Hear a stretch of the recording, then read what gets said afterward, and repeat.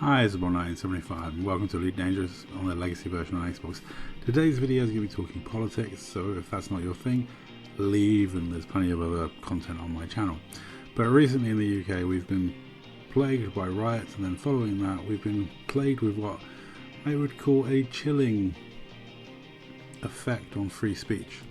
Now in the UK we have no protected right of free speech. We do supposedly have freedom of expression, but this is kind of always been in competition with hate speech laws and certain laws.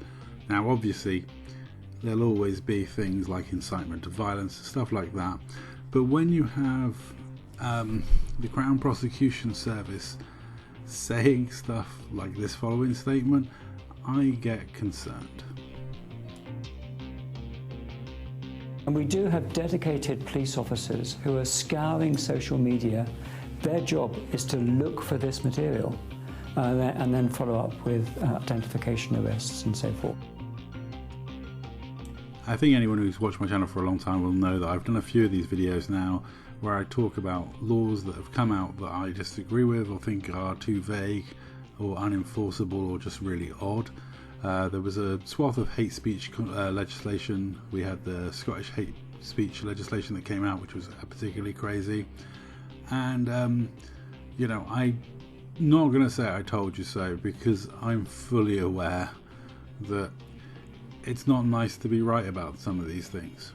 Now, my concern is because social media and the internet is being legislated as one thing, oddly enough, this includes speaking to other players in online video games or sending messages to other players. So Ofcom, the regulator, is responsible for supposedly policing us British people online in our online behaviours. And when you have the Crown Prosecution Service saying they have swathes of police investigating what people say, that's concerning. That's Orwellian and a bit creepy. Now in America, they've got freedom of speech. Protected amendment, their First Amendment rights, freedom of speech, totally protected, and they do literally have the whole thing about incitement to violence, but you can't directly make threats or directly incite people to violence. There have been test cases on this where people have been prosecuted for speech, but it's kind of extreme cases. They really do have to start making direct threats or direct calls to violence.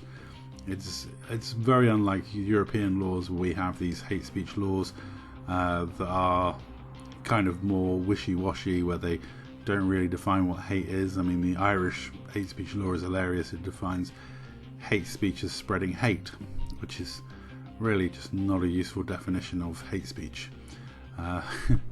You know, I'll know it when I see it is always a worrying law to pass, because what people perceive is different from every person. And you know, it's like profanity. You know, one person's shit is another person's poop. It really is. Like, some people get offended by very different language to other people. Now we have incitement to hatred. Obviously that's an offence, but just abusive and assaulting words, and where hatred is like to be stirred up, is incredibly vague. It is really, really vague. There was a woman prosecuted because she shared a Facebook post. There was another woman prosecuted because she commented on something and then deleted the comment really quickly afterwards. And I think there has to be latitude given for society's dumbness. We should be a free enough society that we allow dumb people to make dumb mistakes. Now, I've always been an advocate that I wouldn't say anything online that I wouldn't wear as a t-shirt slogan. I think that's a good way to treat the internet. If you're not willing to wear it all day, every day on a t-shirt slogan, you really shouldn't be saying it online. Also, I'm not particularly wedded to any ideologies that would get me particularly in trouble.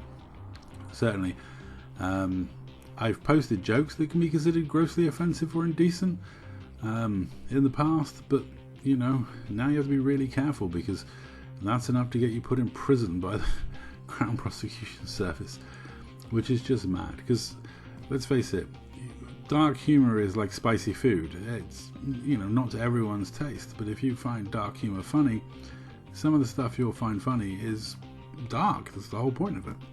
But other people may find that grossly offensive. So I would just advocate being incredibly careful about what you see, what you say, what you send, and go by the mantra. If you're not willing to wear it as a t-shirt slogan, don't stick it online. I don't want you guys getting yourselves in trouble or getting tied up in all these ridiculous hate speech laws. I do like the way this protects race, religion, disability, sexual orientation, transgender identity, but doesn't affect the misogyny or anything like that. Very weird law. When they passed that, it was a bit strange, but what they chose to not put in was telling. Going forward, I think this is going to have absolute chilling effect on free speech. With the events that have happened in the UK, the hate speech laws they're looking at bringing in, the revision of the internet laws they're looking at, I fear we could be in for more worse. The legislation that's a lot stricter and more ridiculous and more stifling of free speech. We already live in a society where 60% of Britons do not think they can speak their mind or express their political opinions in open. That's chilling.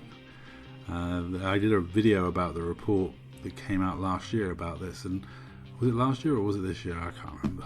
But there was a report that came out that detailed how scared Britons are to speak, and honestly it worries me, because freedom of speech is something that we should certainly fight for.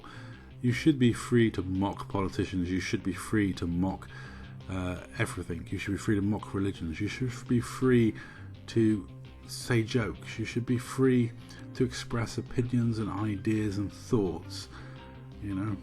If we can't openly discuss difficult subjects, they won't get discussed, they get swept under the carpet, and it just has a chilling and horrible effect on society. I think Rowan Atkinson's speech, which I'll link to in the description, is probably one of the best speeches about free speech and why we should fight for it. The Free Speech Union is a good thing that I believe in, and I'm happy that people like the Free Speech Union are out there fighting for our freedoms of speech, because it's worrying when you have politicians that seem to want to bring in blasphemy laws. It's ridiculous. We fought for centuries to get rid of blasphemy laws, and then we're trying to put them back in. People should be free to mock what they don't agree with and to have open and free discussion about things. And also, saying it's hate speech is not going to change people's opinions. You're not going to make a racist suddenly go, oh no, it's racist and wrong to say that. Oh, I won't be racist anymore. No, they're just going to wait and be racist in private. And you may think that's a good thing, but it isn't. It just drives the problem underground, and the problem isn't viewable, and so you get a false sense of perspective and think the problem's no longer there. I believe in freedom of speech so you can tell who the nutters are. Let them speak their mind, let them say what they really feel, and then everyone's opinion and where they stand. This kind of closet hidden racism is way more pervasive and deadly. Honestly, I'd much prefer to live in a country with freedom of speech than one without freedom of speech. And we, I think, as a nation, really need to look at who we're electing if they want to just ban speech. It's a concerning thing. Anyway, that's all for this video. Thank you very much for watching. Let me know in the comments down below.